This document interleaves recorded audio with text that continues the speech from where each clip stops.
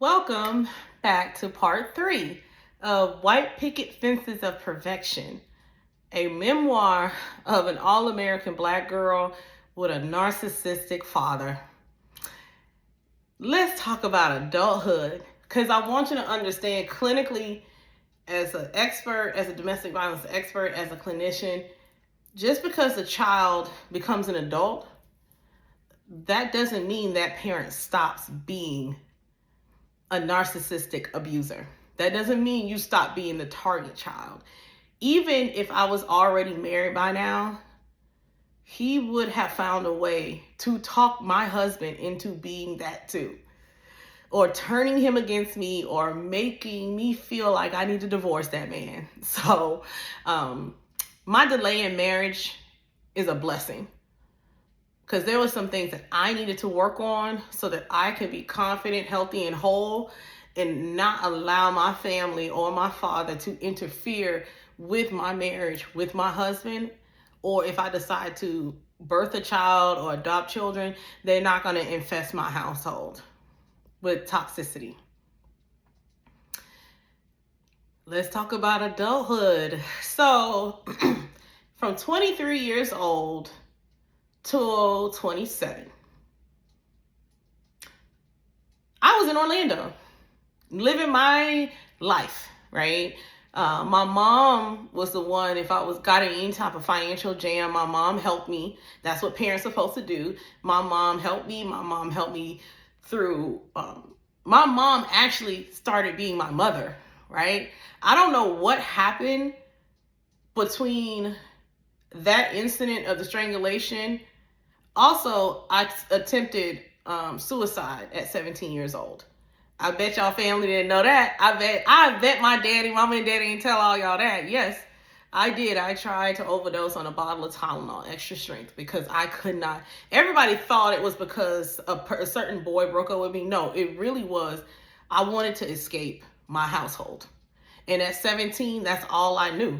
Like, what else can I do? I'm stuck here. I can't get a job and financially take care of myself. I can't move out. I can't. So it was those two incidents my senior year, the strangulation and me overdosing, being hospitalized and being in therapy, which made my mother start being my mom. She literally started being my mom. She was interested in what I was doing. She was interested in my makeup. She participated with debutante with me. Like, she was a heavy participant, and she was a heavy cheerleader. And on graduation day, my senior year graduation, I forgot to tell you all this. My father pulled a nasty stunt at my graduation. He ruined my graduation, and this was public. So a lot of my peers already know about this, and y'all probably forgot, but my father caused the scene and slapped me at my graduation. Because I don't know, right? Rosa, I'm speaking as Rosa. I don't know why that crazy man did that at my graduation. I don't know why he took that moment from me. All I remember is my mother running up to me with flowers and gifts, trying to get me away. And here this man comes. And y'all know what that man did. He sat up in that house with all my family, crying, talking about, I didn't know she graduated. I thought she didn't graduate because she didn't get a diploma that day. You know why I didn't get a diploma? Because I turned in an American history book late. And at 18, I knew I wasn't going to get a diploma that day, but I didn't really feel like that's something I had to tell my parents. Because I'm like, I'm already accepted to UCF. The down payments are done. Like, the payments are done. Orientation is signed up for. I'm leaving for UCF in 2 weeks. The housing is paid for. I got my final acceptance letter. And the reason why I got you get the final one, because the transcript is sent. The final one is sent by your school. They requested it.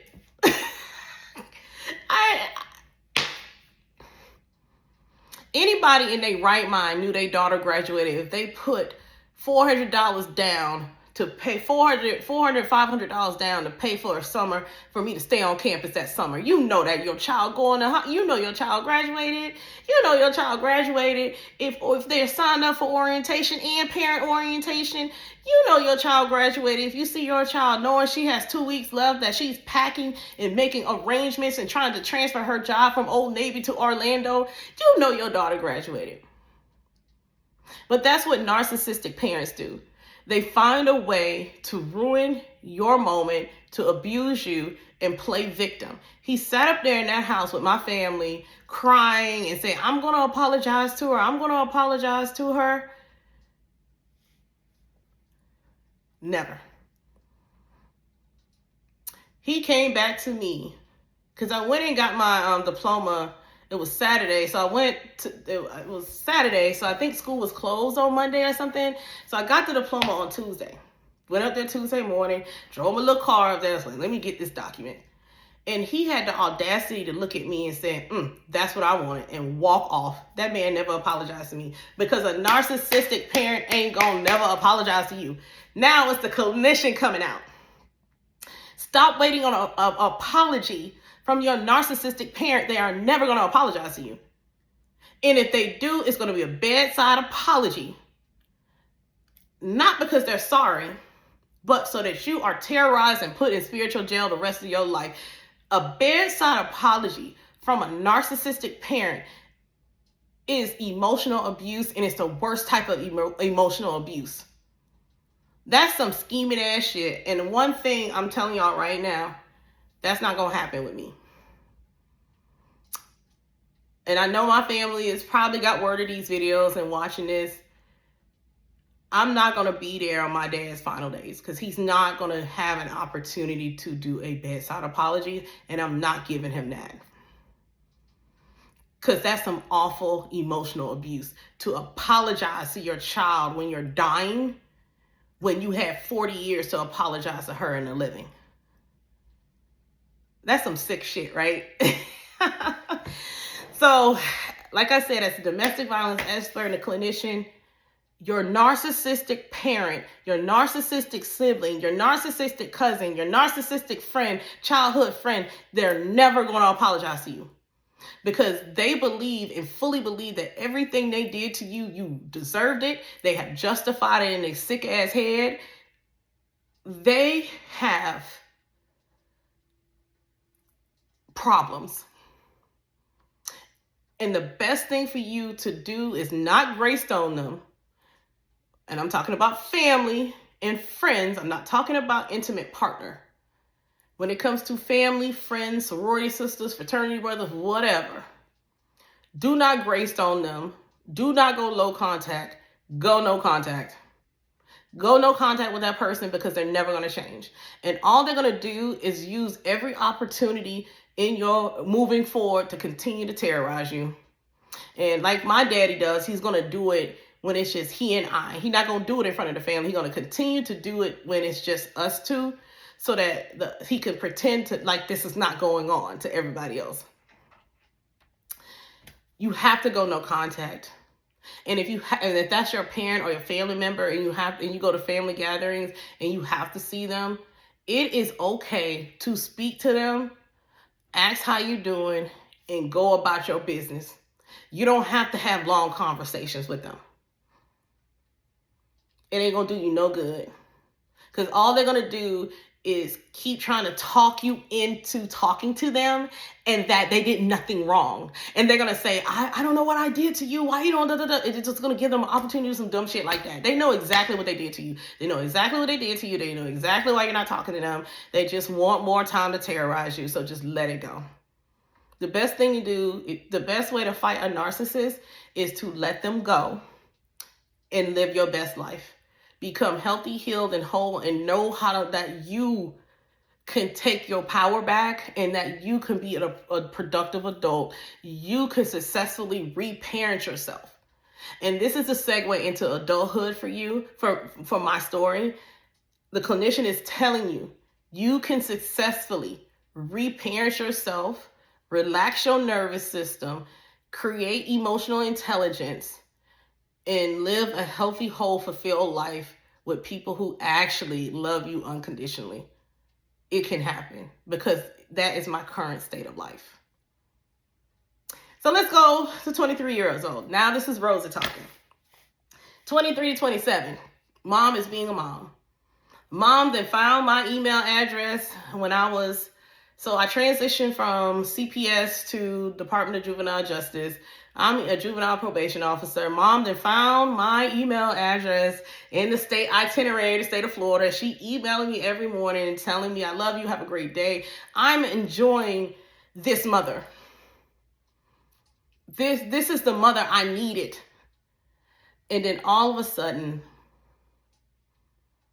this mother gets breast cancer and dies. Heartbreaking. Heartbreaking. She died in January of 2011 from breast cancer. My narcissistic, malignant, abusive father moved his affair partner in 2 weeks after she was put in the ground.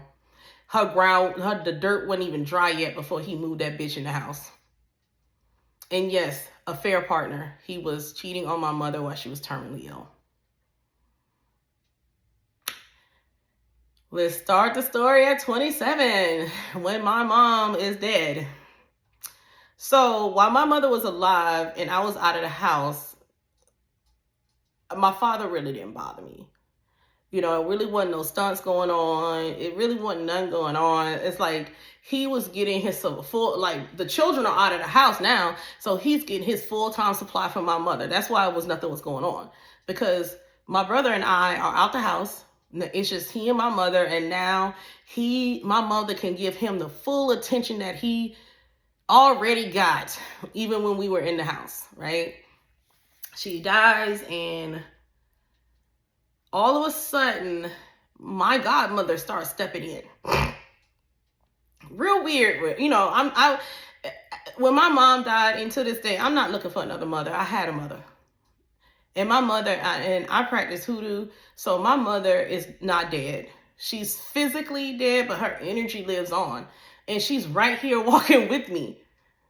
My mother is right here walking with me, and I'm going to see her again. So I don't have any need or desire to have another mother.